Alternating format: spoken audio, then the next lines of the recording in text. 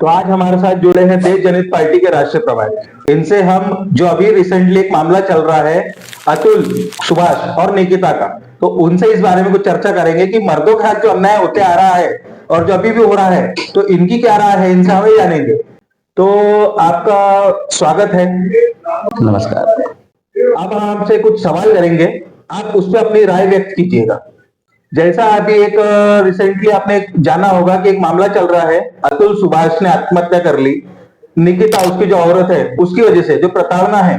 तो एक सवाल मेरा आपसे यह है कि क्या औरतों को इतनी आजादी आज की डेट में सरकार की तरफ से मिल चुकी है कि औरतें चाहे तो पुरुषों के ऊपर रेप का केस लगा दे, छेड़खानी का केस लगा दे, दहेज प्रताड़ना का केस लगा दे, उनके पूरे परिवार को अंदर करवा दिया जाए। तो इसमें आपकी क्या राय है कि सरकार ने इतनी छूट उनको देनी चाहिए कि नहीं देनी चाहिए, मुझे आप बताइए। सरकार को किसी भी जनता को इतनी छूट नहीं देनी चाहिए कि वो किसी के ऊपर भी इल्जाम लगा करके उसको अंदर कर दे। ये हो रहा है क्या? ये सरकार जो ये फैसला करी कि औरत को और महिलाएं, जितनी भी महिलाएं हमारे भारत देश में हैं, उनको सुरक्षा रहने के लिए उनके ऊपर उनको बहुत सारे अधिकार दे दिए गए, तो वो अपने अधिकार का दुरुपयोग कर रही है। महिलाएं जो है वो अपने अधिकार का दुरुपयोग कर रही है। ऐसी महिलाओं से तो बच करके रहना पड़ेगा, नहीं तो जितने भी हमारे मर्द लोग हैं, जो नौजवान बच्चे हैं, वो सारे लोग ऐसी महिलाओं की वजह से वो गुंडे मवाली बनने पर मजबूर हो जा रहे हैं और खुद को आत्महत्या कर करके अपनी जान देने पर भी जैसे पुरोहित हो रहे हैं। ये बहुत गलत बात है। ये सरकार का ये फैसला ठीक नहीं है जी। दूसरा सवाल मेरा आपसे ये है कि जैसे सरकार ने इतनी अनुमति इनको दे चुकी है, ठीक है, एक प्रकार से अगर देखा जाए तो बढ़ते औरतों पे अत्याचार की वजह से ये कानून लाया गया, जिसकी वजह से उनको इतनी सहूलियत मिली है। पर अगर कोई औरत पुरुषों पे अगर गलत एक एफआईआर करवाती है, झूठा आरोप लगाती है, तो पुरुष को जो एक मानसिक प्रताड़ना का, जो तकलीफों का, जो कोर्ट कचहरी का पैसे से वो टूट जाता है, जो सामना करना पड़ता है, फिर भी वो उसके बाद में अगर वो दोषी नहीं पाया जाता है और उसके औरत ने झूठा केस किया था ये पता चलता है, तो औरत के खिलाफ क्या कार्रवाई होनी चाहिए आपके हिसाब से? मेरे हिसाब से तो जिस औरत के ऐसा करती है, किसी के ऊपर गलत इल्जाम लगा करके उससे पैसा वसूलना और उसको आत्महत्या के लिए उस्काना, ऐसी पहली बात तो ये गलत है। ऐसा होना नहीं चाहिए, क्योंकि औरत को इसलिए अधिकार दिया गया है कि औरत के साथ अन्याय हो रहा था, तो औरत को न्याय में लाने के लिए सरकार ने ऐसा अधिकार दिया।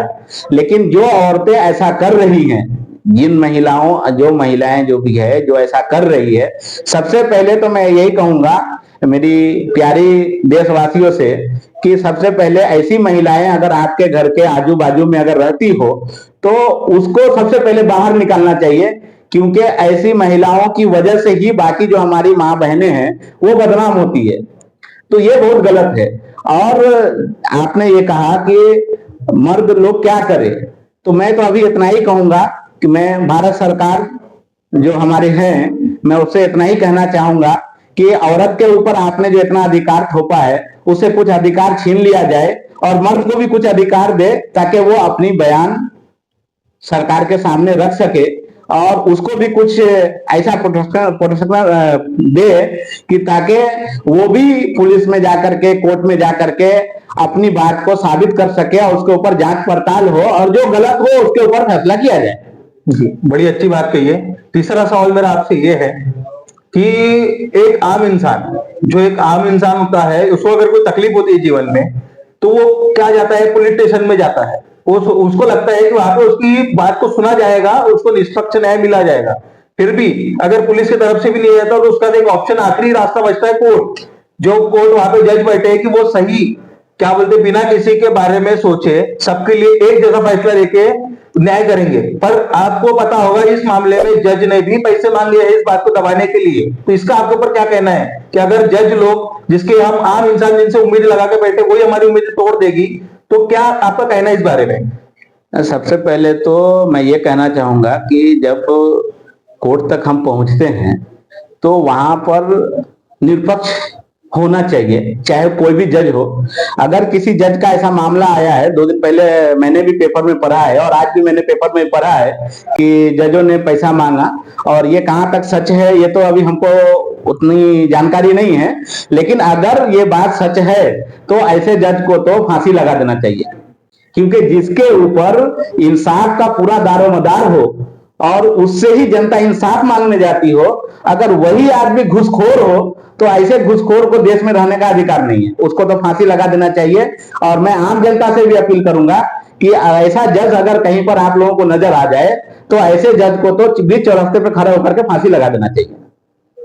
जी, चौथा सवाल मेरा आपसे ये है कि अगर ऐसी कुछ लड़कियां या औरतें शादी के बाद में किसी के बहकावे में अगर अपने परिवार को धमकाती है कि आप ऐसा कर लीजिए, अगर आपने ऐसा नहीं किया तो मैं आपको दहेज उत्पीड़न का केस कर दूंगी, हम महिला है, हमारे को आरक्षण है, आपकी सुनवाई बाद में होगी, आपको पहले अंदर जाना पड़ेगा, सुनवाई बाद में होगी, फैसला 10-20 साल के बाद में आएगा, तो ऐसे परिवार के पास में जहां से एक औरत की तरफ से धमकी आती है तो ऐसे परिवार के क्या विकल्प है, उसको सबसे पहले क्या करना चाहिए आपके हिसाब से? सबसे पहले तो यहाँ पर सरकार ने मेरे को कोई भी मर्द को ऐसा कोई विकल्प छोड़ी नहीं है, क्योंकि अगर उन्होंने दहेज उत्पीड़न का केस डाल दिया तो पुलिस सबसे पहले जो है से मर्द को उठा के लेके चली जाएगी। नहीं नहीं ताज भाई, मैं आपको रोकना चाहूंगा। मैं कहता हूं कि मर्द के लिए ऑप्शन नहीं छोड़े गए हैं। हाँ। और उस परिवार में उसके सास ससुर भाई बहन ननद उनद सब कुछ होता है, तो दहेज उत्पीड़न में सबको अंदर जाना पड़ता है, आपको ये चीज पता होगी। तो उनका अगर कसूर नहीं है ये सब में और झूठे आरोप फंसाया जा रहा है, तो उनकी जो मानहानि होती है समाज में, उनको जो कष्ट सहने पड़ते हैं, उनका निवारण क्या है? और अगर उनके हाथ में अगर धमकी मिलती है उस परिवार को, तो अपने बचाव के लिए वो किससे गुहार लगाए और कहा जाए? यही तो मैं बोलना चाह रहा था आपको कि ये सरकार को इस विषय में सोचना चाहिए कि आप मर्द को इतना लाचार कर चुके हैं, इतना बेकार कर चुके हैं कि वो कोर्ट में भी केस नहीं कर सकता, वो पिटीशन दाखिल भी नहीं कर सकता। तो फिर ये निकम्मी सरकार हमारी कर क्या रही है? क्या खाली महिलाओं को लेकर के वो अपनी सत्ता बनाएगी? क्या मर्द उसके लिए कुछ भी नहीं है? ये तो बहुत मर्दों के खिलाफ बहुत अन्याय का मसला है ये। मैं तो पूरे जितने भी हमारे नौजवान बुजुर्ग जितने भी लोग हैं, ये लोग जो सुन रहे हैं हमारी बात को, मैं उनसे इतना ही कहूंगा कि इस दफा सरकार को आप एहसास दिलाइए कि हम भी इंसान हैं, कोई हम मशीन नहीं जो दिन रात मेहनत करके, औरतों के लिए हम दिन रात मेहनत करते हैं, बच्चों के लिए दिन रात मेहनत करते हैं, और वही औरत हमारे ऊपर गलत इल्जाम लगा करके और हमको अंदर कर रही है। तो आप लोग अपने आप को खुद को मजबूत करें और सरकार को इसके बारे में बताएं कि हम गलत नहीं है। और आप लोग जो मर्द लोग हैं, जैसे मान लीजिए आपके ऊपर कोई इल्जाम लगा, तो आपके ऊपर जब इल्जाम लगता है तो अपने मोहल्ले के जो लोग होते हैं, वो मोहल्ले के लोग क्या करते हैं कि आपके ऊपर शक के निगाहों से देखने लगते हैं। सबसे पहले तो उसको दूर करना पड़ेगा ना कि आपके ऊपर शक की निगाहों से क्यों देखा जाए। सबसे पहले उसको दूर करना जरूरी है कि सबसे पहले मर्द लोग आप उनसे पूरी तफसीलात मालूम करें कि क्या वाकई में वो जो लड़का ऐसे किया है क्या वो गलत है या सही है। अगर सही है तो उसका आप साथ दीजिए, अगर गलत है तो आप उसको मोहल्ले से बाइकआउट कीजिए। तो ये हम लोगों में आपसी एक विचार मत होना जरूरी है। लेकिन आज लोगों के पास टाइम कहाँ है? लोगों के पास मोबाइल देखने का समय है, लेकिन अपने लोगों से मिलने का समय नहीं है। आजकल लोग को शादी में भी मोबाइल पे खाली बस पिटीशन डाल देते हैं कि हाँ मैं आ गया हूँ, मैं आ रहा हूँ, बस 2 मिनट के लिए आते हैं, सिर्फ आरती उतारते हैं और चले जाते हैं। तो काश साहब, मैं आपसे ज्यादा वक्त ना लेते हुए आखिरी के 2 सवाल और करना चाहूंगा। मेरा एक सवाल उसमें से ये है कि अगर अतुल सुभाष को अगर न्याय नहीं दिया गया या उसको न्याय नहीं मिला गया, तो आप और आपकी पार्टी की तरफ से क्या किया जाएगा उसको न्याय दिलाने के लिए? आप मुझे स्पष्ट कीजिए। देखिए, अगर अतुल को अगर न्याय नहीं मिलता है, अतुल के भाई ने केस दायर किया है निकिता के ऊपर, उनके खानदान के। हाँ, निकिता फरार हो चुकी है घर से भी। कई 4-5 लोगों के नाम दिया है और पुलिस उनको पकड़ने भी गई थी, लेकिन वो फरार हो चुकी है। लेकिन मेरे को पक्का विश्वास है सुप्रीम कोर्ट पे और यहाँ के न्यायालय पालिका पे पूरा विश्वास है मेरे को कि उसको इंसाफ मिलेगा। अगर उसको इंसाफ नहीं मिलता है तो मैं इतना ही कहूंगा कि मैं पूरी तरीके से सरकार को चारों तरफ से घेर दूंगा। ये बहुत बड़ी बात कह रहे हैं आप। हाँ, क्योंकि इंसाफ मिलना चाहिए, चाहे बहुत बड़ी बात कह रहे हैं, लेकिन आप न्याय बहुत जरूरी है। भारत में या पूरे मुल्क में किसी निर्दोष के खिलाफ कुछ गलत नहीं होना चाहिए, उसको न्याय मिलना चाहिए। ये हमारा संविधान कहता है, ये हमारा कानून कहता है। तो उस न्याय के लिए मैं पूरी तरह से सरकार को घेर दूंगा। मैं इतना आपको वादा देता हूं कि अगर जरूरत पड़ी, आंदोलन करने की नौबत भी आई, तो हम लोग उसमें शामिल रहेंगे। ये सवाल है हमारा आखिरी कि अगर आपकी सरकार होती, देश जनहित पार्टी की सरकार होती और ये मामला आपके सरकार में अगर होता, तो क्या अभी तक उस बच्चे को या उस आदमी को न्याय मिल चुका होता? 100%।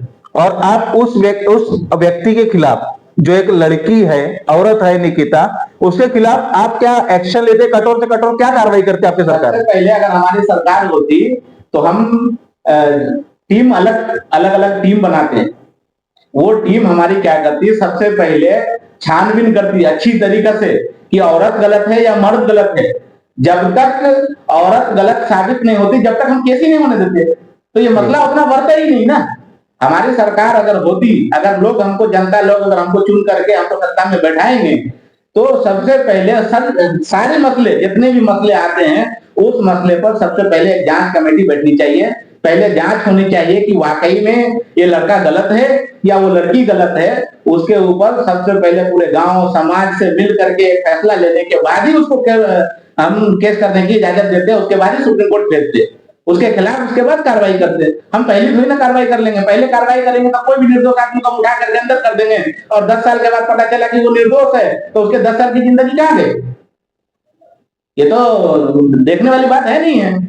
उसका 10 साल तो बेकार हो गया ना। ठीक है जी, तो धन्यवाद आपका हमें वक्त देने के लिए। हम आपसे फिर मुलाकात करेंगे किसी नए मुद्दे पे। पर इस मुद्दे को आपकी तरफ से मुझे आश्वासन है, ये उम्मीद मैं रखता हूं कि आप अतुल को न्याय जरूर दिलवाएंगे। जरूर। चलिए, धन्यवाद।